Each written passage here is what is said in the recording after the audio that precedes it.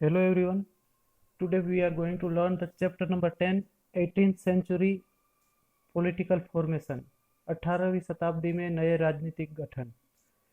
In the 18th century, Mughal Empire were reshaped by the emergence of a number of independent kingdoms. 18वीं शताब्दी में कई छोटे बड़े स्वतंत्र राज्य का उदय हुआ, जिसकी वजह से मुगल साम्राज्य की सीमाएं बदलने लगी. जो मुगल साम्राज्य काफी फैला हुआ था वो टुकड़ों में बंटने लगा. By 1765, British grabbed major chunks of territory in eastern India. 1765 तक ब्रिटिश सत्ता ने पूर्वी भारत के बड़े बड़े हिस्सों को हड़प लिया था या तो जीत लिया था. इसमें जो हिस्से थे वो थे बिहार, बंगाल या तो उड़ीसा का जो हिस्सा था वो था, या बिहार, बंगाल और उड़ीसा का पार्ट था. In this chapter, we will read about the emergence of new political group in the subcontinent during the first half of the 18th century. From the year of 1707, जो कि डेथ ऑफ औरंगजेब वाला साल था, to 1761, जो कि third battle of Panipat, मतलब पानीपत की तीसरी लड़ाई वाला साल था. तो इस चैप्टर में हम 1707 से लेकर 1761 तक के जो समय है उसके बारे में, उसके बीच के समय के बारे में पढ़ेंगे. नई राजनीतिक शक्तियों के उदय के बारे में पढ़ेंगे. इस समय के दौरान जो नई राजनीतिक शक्तियों का उदय हुआ उसके बारे में हम पढ़ेंगे. आगे हम देखेंगे the crisis of empire and the later Mughals, मतलब मुगल साम्राज्य और परिवर्ती यानी कि बाद के मुगलों के लिए संकट की स्थिति. मुगल साम्राज्य जो काफ़ी बहुत ही बड़ा साम्राज्य था उसमें बाद में काफ़ी संकट की स्थिति आई, या तो ये काफ़ी क्राइसिस वाली परिस्थिति आई, जिसकी क्या वजह थी वो हम देखेंगे. Mughal empire faced a crisis at the end of the 17th century. 17वीं सेंचुरी खत्म होते होते 18th सेंचुरी स्टार्ट होते होते मुगल साम्राज्य काफ़ी संकट का सामना कर रहा था. जिसकी क्या वजह थी वो हम सबसे पहले देखेंगे. तो ये वजह थी, first of all, first Aurangzeb had depleted the military and financial resources of his empire by fighting a long war in Deccan. Aurangzeb ने बहुत ही लंबी लड़ाई लड़ी डेक्कन या तो साउथर्न इंडिया के हिस्से में, जो कि 1680 टू 1707 तक, 1680 से लेकर 1707 तक ये लड़ाई लड़ी, जो कि 27 साल तक लड़ाई चली, जो कि जिसको हम कहते हैं it is the longest war in Indian history. जिसकी वजह से क्या हुआ, उन्होंने काफ़ी कुछ जीते प्रदेश, बट उसकी सेना भी काफ़ी कम हुई, उसको सैनिकों का काफ़ी नुकसान हुआ और उसको आर्थिक तौर पे भी काफ़ी नुकसान हुआ. तो ये एक आगे जाकर मुगल साम्राज्य के डिक्लाइन की या तो मुगल साम्राज्य के पतन का बहुत ही बड़ा कारण बना.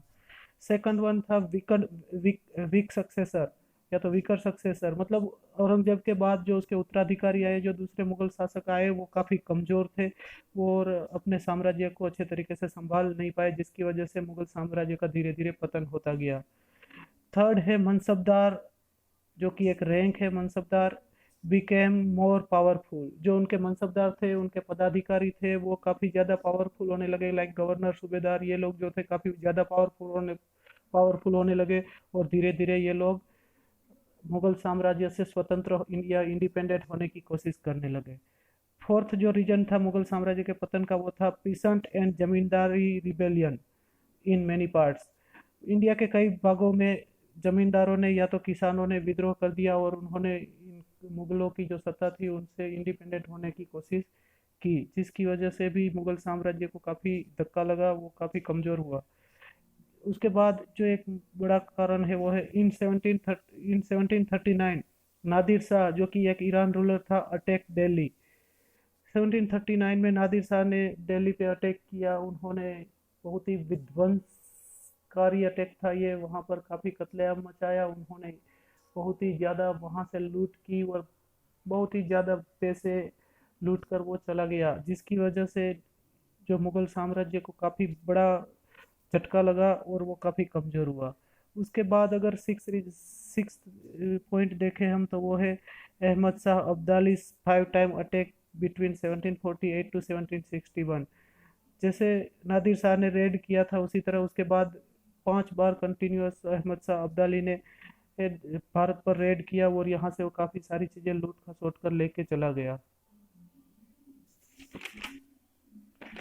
देन एक और वजह है मुगल साम्राज्य के पतन की, that is Nobel divided into two groups. वहाँ के जो उनके मुगलों के जो नोबेल्स थे, दरबारी थे, वो दो ग्रुपों में बट गए थे। फर्स्ट वन है वो ईरानियन है एंड सेकंड वन है वो the Turanis. First one the Iranis and second one the Turanis. Turanis मतलब जो तुर्किश ग्रुप था वो। इन इन नोबेल्स ने काफ़ी परेशान किया। फारूक सियार और आलमगीर द्वितीय जो दो राजा थे उनको तो उन्होंने मार भी दिया, और अहमद शाह एंड शाह आलम द्वितीय जो थे उनको उन्होंने ब्लाइंड कर दिया। मतलब इससे उसकी मुगल बादशाहों की इमेज को काफ़ी धक्का लगा। एक और रीजन है वो इमरजेंस ऑफ न्यू स्टेट्स, जिसमें धीरे धीरे जैसे ही मुगल साम्राज्य कमजोर होता गया तो काफ़ी सारे राज्य और राजा मुगलों से अपने आप को स्वतंत्र करवाने की कोशिश करने लगे, जिसकी वजह से मुगल साम्राज्य और कमजोर हुआ। नाउ नेक्स्ट पॉइंट हम पढ़ेंगे वो है the emergence of new state. जो छोटे बड़े नए राज्यों का उदय हुआ उसके बारे में हम पढ़ेंगे। With the decline of Mughal emperor, the governor the governor of large provinces, subedars and zamindars country consolidate their authority in different parts। मतलब कि मुगल सम्राटों की सत्ता का जैसे ही पतन होता गया या कमजोर होते गए, उनके साथ साथ जो बड़े प्रांतों के सूबेदार जमींदार थे उन्होंने अपने आप को सशक्त बनाने का काम शुरू कर दिया और धीरे धीरे अपने आप को स्वतंत्र करने के लिए वो कोशिश करने लगे। After that state of 18th century can be divided into three groups. अगर इस तरीके से हम देखें 18th सेंचुरी को, हम 18th सेंचुरी के जो स्टेट थे, राज्य थे, उनको हम तीन भागों में डिवाइड कर सकते हैं। First one old Mughal provinces. वह ओल्ड मुगल प्रोविंसेस मतलब कि वो जो ओल्ड मुगल प्रोविंसेस लाइक, एक है अवध, दूसरा है बंगाल और तीसरा Hyderabad. They were powerful and independent. ये जो तीनों राज्य थे वो काफ़ी पावरफुल भी थे और काफ़ी इंडिपेंडेंट भी थे। but they did not but they did not formal tie with they did not formal tie with the Mughal emperor. But उन्होंने, यह राज्य पहले मुगल प्रांत थे पर इन प्रांतों के शासक ने काफ़ी शक्तिशाली होते हुए भी मुगल राजा से अपने संबंध बनाए रखे, उनसे कभी अपने संबंध खराब नहीं किए। तो ये फर्स्ट स्टेट हो गया ओल्ड मुगल प्रोविंसेस, जो कि जो मुगल प्रांत ही थे, बट इन्होंने अपने आप को स्वतंत्र करने की कोशिश की, बट उन्होंने इन राजाओं से, मुगलों से अपने रिश्ते खराब नहीं किए। सेकंड वन वो स्टेट थे state that enjoy considerable independence under the Mughals as watan jagir. This includes several Rajput states. ये वो स्टेट थे जो कि वतन जागीर के तौर पर, मतलब अपने आप को स्वतंत्र थे, जो राजाओं की सेवा करते थे, राजाओं को वो अपना जो टैक्सेस कलेक्ट करके दिया करते थे और उसके बदले में राजा उनको काफ़ी सारी छूट छाट दिया करते थे। तो वतन जागीर क्या होता है वो देख लेते हैं। द पर्सन और king who collect taxes from each village and gave them to authority called वतन जागीर। मतलब कि वो पर्सन या वो राजा जो कि गाँव गाँवों से टैक्स कलेक्ट करके उनको अपने अधिकारी को पहुंचाता है और उसके बदले में वो राजा भी उनको काफ़ी सारी स्वतंत्रता देते हैं, उनको वतन जागीर कहा करते थे। तो ऐसे राज्य भी बहुत सारे थे जिसमें मुख्य तौर पर राजपूतों के राज्य थे। नाउ थर्ड स्टेट से वो थर्ड टाइप के स्टेट थे वो थे state under the control of Marathas, Sikh, Jats. मतलब कि वो स्टेट जो कि मराठा के कंट्रोल में थे, सिख के कंट्रोल में थे या जाट के कंट्रोल में थे। This were of different size and had seized their independence from the Mughal after long drawn arm struggle. यह वह राज्य थे जो कि विभिन्न आकार के थे और इन्होंने अपने आप को संघर्ष के बाद, बड़े लंबे संघर्ष के बाद मुगलों से स्वतंत्र करवाया, या तो मुगलों से उन्होंने अपनी स्वतंत्रता छीन ली। लाइक मराठा है, सिख है, जाट है, ये राज्य लगातार मुगलों से संघर्ष करते रहे और बाद में अपने आप को इन्होंने आज़ाद करवा लिया। तो ये तीन टाइप के स्टेट थे 18th सेंचुरी में जो हमने डिस्कस किए। Old Mughal provinces, then watan jagir, and states that are under the control of Maratha, Sikh and Jat. Now अब हम डिस्कस करें द ओल्ड मुगल प्रोविंसेस, या जो पुराने मुगल प्रांत है उनको वन बाय वन डिस्कस करें, तो ये है three states, that is three state that very prominent are, ये जो प्रमुख तीन स्टेट थे जो कि पुराने मुगल प्रांत थे और धीरे धीरे उनसे अलग हुए, that is first one Awadh, second Bengal and third one है Hyderabad, which were founded by Awadh, founded by the Saadat Khan, then Bengal was founded by Murshid Quli Khan, and Hyderabad was founded by Asaf Jah. All the three governors occupied high mansabdari position and enjoyed the trust and confidence of the emperor. ये तीनों के तीनों जो governor थे, हैदराबाद के governor, Bengal के governor और अवध के गवर्नर सादत खान, मुर्शिद कुली खान और असफ जहाँ, ये तीनों के तीनों मुगल दरबार में ऊंचा स्थान प्राप्त था तीनों को, और मुगल बादशाहों का इन पर काफी भरोसा या विश्वास भी था। सबसे पहले हम देखते हैं Hyderabad. The founder of Hyderabad state was Nizam ul Mulk Asaf जहाँ, जिन्होंने 1724 से 1748 तक रूल किया। इन्होंने हैदराबाद राज्य की स्थापना की। He was the founder of the Hyderabad. He was he was entrusted first with the governorship of Awadh and later given the charge of the Deccan provinces. पहले उनको 1720 से 1722 2 साल तक अवध का सूबेदार बनाया गया था। बाद में उसे दक्कन का कार्यभार सौंपा गया, साउथ इंडिया का कार्यभार सौंपा गया। Asaf Jah adopted different policies to strengthen his position in Deccan. ये क्वेश्चन भी है कि असफ जहाँ ने अपनी पोजीशन को स्ट्रेंथन करने के लिए, मजबूत करने के लिए क्या क्या पॉलिसीज एडॉप्टेड की थी। तो we will discuss about that policies. First one, Asaf Jah brought skilled soldiers and administrator from the northern India. जब असफ जहाँ नॉर्थ इंडिया से गया तो वो अपने साथ सैनिकों एवं प्रशासकों को उत्तरी भारत से लेकर गया था। उनके पास काफ़ी एक्सपीरियंस था, तो वो वहाँ से अपने साथ सैनिकों और प्रशासकों को लेके गया था डेक्कन की ओर। दूसरा जो उन्होंने पॉलिसी अडॉप्ट की, he appointed mansabdar and granted jagir. उन्होंने अपने मनसबदार उन्होंने अपने मनसबदार को अपॉइंट किया और उनको उन्होंने जागीरें बांटी जो कि उनके विश्वास वाले थे। उन्होंने मनसबदार नियुक्त की और उनको जागीरें भी प्रदान की। थर्ड वन है जो the ruled, he ruled quite independently without seeking any direction from Delhi और facing any interference. The Mughal emperor merely confirmed the decision already taken by the निजाम।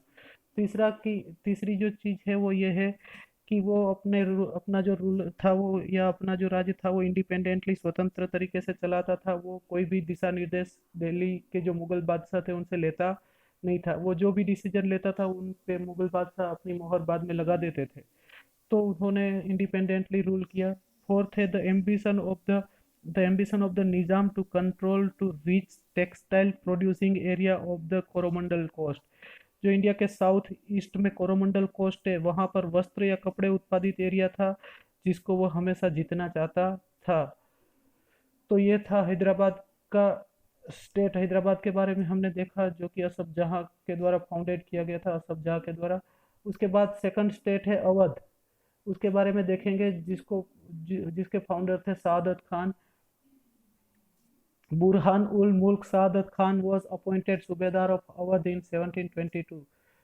सादत खान को 1722 में अवध का सूबेदार नियुक्त किया गया था। मुगल साम्राज्य का विघटन होने पर जो राज्य बने उनमें से यह एक प्रमुख राज्य था। मतलब जो हम बात कर रहे हैं कि मुगल साम्राज्य के पतन के बाद धीरे धीरे उनसे काफ़ी राज्य अलग होने लगे, स्वतंत्र होने लगे, तो उसमें दूसरा जो प्रमुख राज्य था वो अवध था। पहला हमने डिस्कस किया Hyderabad. Awadh was a prosperous region controlling the very fertile land of Ganga plain. Awadh जो है वो, वहाँ की जो ज़मीन थी वो काफ़ी फर्टाइल थी, काफ़ी उपजाऊ थी, क्योंकि वो गंगा नदी के किनारे थी, तो वहाँ पर फर्टाइल लैंड था, काफ़ी उपजाऊ मैदान है, इसलिए यह प्रोस्परस रीजन था, या तो काफ़ी यह रीजन काफ़ी समृद्ध था, काफ़ी विकसित था। Awadh was in between north India and Bengal main trade route. Awadh जो था वो नॉर्थ इंडिया और बंगाल का जो एक व्यापारिक रास्ता था, ट्रेड रूट था, उसके बीच में पड़ता था, जिसकी वजह से भी ये काफ़ी प्रोस्परस था, या तो काफ़ी विकसित प्रदेश था, या तो काफ़ी विकसित स्टेट था।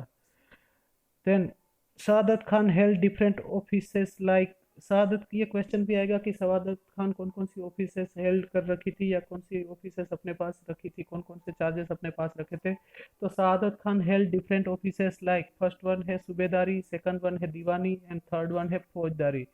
सूबेदारी का मतलब होता है पॉलिटिकल अफेयर्स से रिलेटेड, जो जितने भी पावर थे वो शहादत खान ने अपने पास रखे थे। मीन्स सूबेदारी पावर या तो पॉलिटिकल पावर उसने अपने पास रखे थे। सेकंड वन है दीवानी पावर, उन्होंने अपने पास रखे थे। मीन्स फाइनेंशियल जितने भी पावर थे, फाइनेंशियल अफेयर जितने भी थे वो उन्होंने अपने पास रखे थे। देन ही हेल्ड आल्सो फौजदारी, फौजदारी ऑफिसर्स। मीन्स उन्होंने फौजदारी ऑफिसर्स या तो जितने मिलिट्री अफेयर्स थे या मिलिट्री जो पावर थे वो भी उन्होंने अपने पास रखे थे।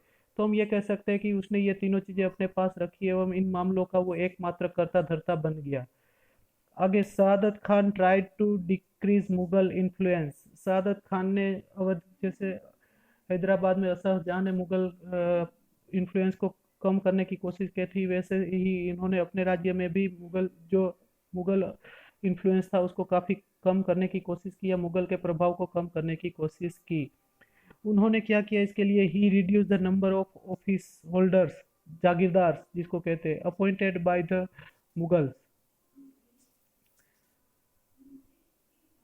ही reduce the number of office holder या जागीरदार, जो मुगलों ने जागीरदार अपॉइंट किए हुए थे और वहां पर उन्होंने अवध में रखे थे मुगल के जितने भी जागीरदार थे उनको उन्होंने काफी कम कर दिया। मुगलों द्वारा नियुक्त अधिकारियों में उन्होंने काफी कटौती भी कर दी। उसके बाद अगर देखें तो he also reduce the size of Jagir.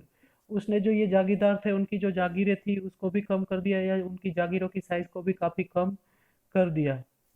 After that बात करें तो he appointed his loyal servant to the vacant position. जितनी भी खाली जगह बची थी वहां पर उन्होंने अपने खुद के जो विश्वास पात्र लोग थे या ऑफिसर्स थे उनको वहां पर उन्होंने नियुक्त किया।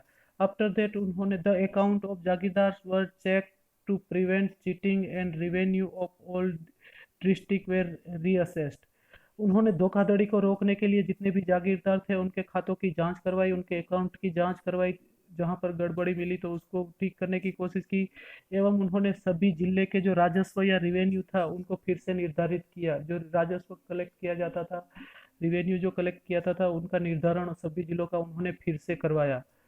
आफ्टर दैट अगर बात करें, he says agriculture fertile land.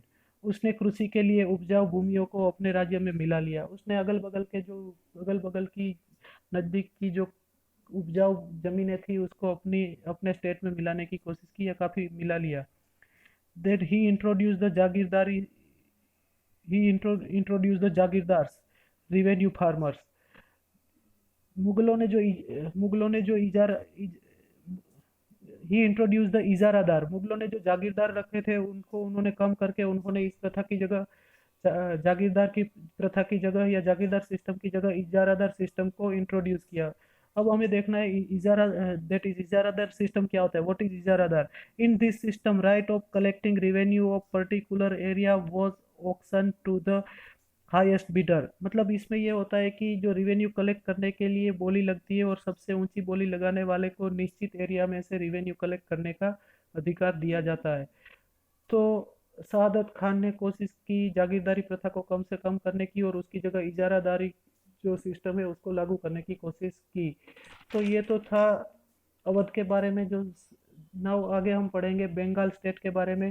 जो तीसरा प्रांत अलग हुआ मुगल साम्राज्य से, काफी प्रमुख जो स्टेट था वो है Bengal. Bengal gradually broke away from Mughal control under Murshid Quli Khan. Bengal जो है वो धीरे धीरे मुर्शिद कुली खान के नेतृत्व में मुगल नियंत्रण से अलग हो गया। ही also says all the power of revenue administration. मुर्शिद कुली खान ने भी जल्द ही राजस्व प्रशासन पर अपना नियंत्रण कर लिया। देखा जैसे हमने हैदराबाद या अवध में देखा, उन लोगों ने मुगलों के पावर को कम करने की कोशिश की, इस तरह हैदराबाद ने भी चाहे एडमिनिस्ट्रेशन हो या चाहे रिवेन्यू रिलेटेड जितने भी मामले हैं उसमें अपना खुद का नियंत्रण स्ट्रॉन्ग किया। He tried to reduce Mughal influence in Bengal. उसके बाद जो मुर्शिद कुली खान था उसने मुगलों का जो प्रभाव था उसको भी, बंगाल में मुगलों का जो प्रभाव था उसको भी कम करने की कोशिश की। ही ट्रांसफर्ड ऑल मुगल जागीरदार टू उड़ीसा। जितने भी मुगल जागीरदार थे या मुगलों के द्वारा जितने भी जागीरदार अपॉइंटेड किए हुए थे उनको उन्होंने बंगाल में से ट्रांसफर करके उड़ीसा भेज दिया। He also ordered a major reassessment of the revenue of Bengal. Like Awadh की तरह उन्होंने बंगाल में भी यही प्रक्रिया की कि जो रिवेन्यू कलेक्ट किया जाता था उनको फिर से पुनः निर्धारित किया गया या रीअसेसमेंट रिवेन्यू का रीअसेसमेंट किया गया। Revenue was collected in case with great strictness from all जमींदार। उन्होंने एक चीज और की, जितने भी जमींदार थे उनसे उन्होंने स्ट्रिक्टली रिवेन्यू कलेक्ट किया और केस में रिवेन्यू कलेक्ट करना स्टार्ट किया। इससे काफी सारे छोटे छोटे जमींदार थे उनकी हालत भी काफी खराब हुई। तो इस तरीके से ये जो तीनों स्टेट के बारे में हमने पढ़ा कि कैसे ये स्टेट अपने आप ये मुगल साम्राज्य से इंडिपेंडेंट हुए। नाउ एक पॉइंट आगे ये है, हम बात करेंगे three common features among this three states. ये तीनों स्टेट के बारे में देखेंगे तो उसमें कुछ कॉमन फीचर्स है, या तो हम कह सकते हैं समान विशेषताएं हैं। इन समान विशेषताओं के बारे में हम देखते हैं ये कौन सी तीन समान विशेषताएं हैं। तो फर्स्ट वन है, they were highly suspicious of some of the administrative system, especially जागीरदारी सिस्टम। जो मुगलों के द्वारा जागीरदारी सिस्टम की गई थी या जो जागीरदार थे उनकी ओर ये तीनों जागीरदार काफी संदेह की नजरों से देखा करते थे। या तो ये लोग जो जागीरदार थे उनको काफी संदेह की नजरों से देखा करते थे और जागीरदारी सिस्टम से काफी ये लोग उससे उसको खत्म करने की कोशिश किया करते थे। उसके बाद सेकंड है, दे इंट्रोड्यूस इजारादारी ऑन प्लेस ऑफ जागीरदारी। ये ऑलमोस्ट तीनों राज्यों ने इजारादारी जो है उसको इंट्रोड्यूस किया और जागीरदारी को ख़त्म किया। जो मुगलों के द्वारा जो इम्प्लीमेंट की गई सिस्टम थी जागीरदारी, उन्होंने इन जागीरदारों को काफ़ी कमज़ोर करने की कोशिश की, ख़त्म करने की कोशिश की और उनकी जगह उन्होंने इजारादारी स्टार्ट की, जिसमें कि जो हाईएस्ट बोली लगाता था उसको उस एरिया में से रिवेन्यू कलेक्ट करने का ठेका दिया जाता था, इजारा दिया जाता था। तीसरी जो सामान्य विशेषता है वो है, they make strong relation with rich bankers and merchant. इन तीनों राजाओं ने, इन तीनों रूलर ने अपने अपने राज्य के जितने भी रिच पीपल या मर्चेंट थे उनके साथ काफ़ी संबंध अच्छे बने, या तो उनके संबंध इन लोगों से, रिच पीपल और मर्चेंट से काफ़ी गहरे हुए। उसकी वजह ये थी कि उन्होंने अपने अपने राज्यों में इजारादारी सिस्टम को लागू किया था, जिसकी वजह से जो इजारादार जो ठेका लेता था उससे उससे पैसे दिलवाने का काम ये लोग किया करते थे। जो रिच पीपल या मर्चेंट होते थे वो बीच में उनसे पैसे जो ठेके के पैसे होते थे दिलवाने का काम इनका रहा करता था। तो इस तरह ये हमने देखा कि अवध, बंगाल और हैदराबाद किस तरह मुगलों से अलग हुए और अपने आप को डेवलप किया। आगे वाले पीरियड में हम आगे के चैप्टर, जो बचा हुआ चैप्टर उसको पढ़ेंगे। अभी धन्यवाद। अभी इसको यहाँ ख़त्म करते हैं, नेक्स्ट बचे हुए चैप्टर को हम नेक्स्ट पीरियड में पढ़ेंगे। धन्यवाद।